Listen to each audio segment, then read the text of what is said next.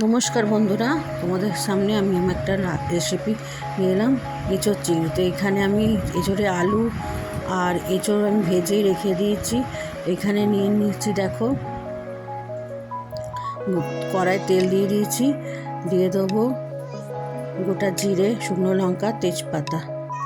আমি যেই প্রসেসে করি এঁচোড় চিংড়ি সেইটুকুই দেখাচ্ছি। অনেকে অনেকভাবে করে, কিন্তু আমি এইভাবে করি। এখানে জিরেটা, শুকনো লঙ্কা আর তেজপাতাটা একটু ভাজা ভাজা হলে এর মধ্যে দিয়ে দেবো পেঁয়াজ। পেঁয়াজটা অনেকটাই লাগবে এখানে। দিয়ে দেবো পেঁয়াজটা একটু লাল হওয়ার জন্য একটু সামান্য চিনি।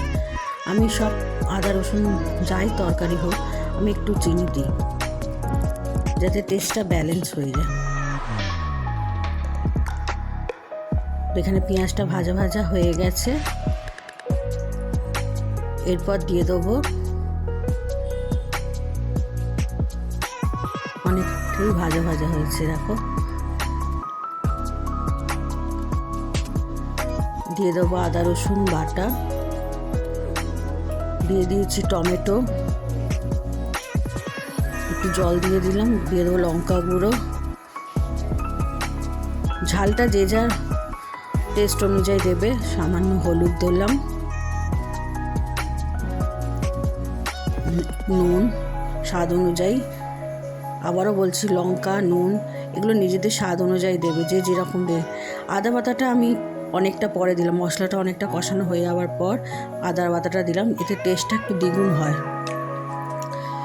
তোমরা এরমভাবে করে দেখো, ভালো লাগবে খেতে।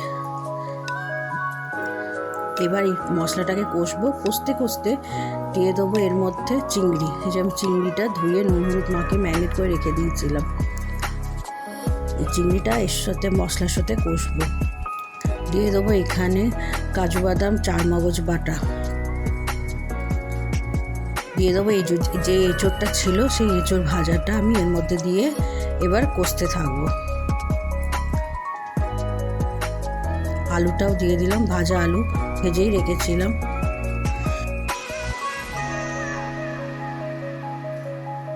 এবার কষবো ভালো করে, দিয়ে জল দিয়ে ঢাকা দিয়ে দিলাম। ফুটে উঠেছে। নামাবার আগে এতে ঘি, গরম মশলা দিয়ে দেবো।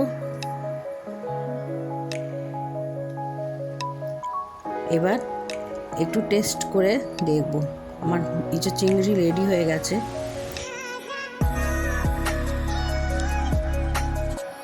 এখানে এবার একটু এঁচোড়টা ভালো সেদ্ধ হয়ে গেছে।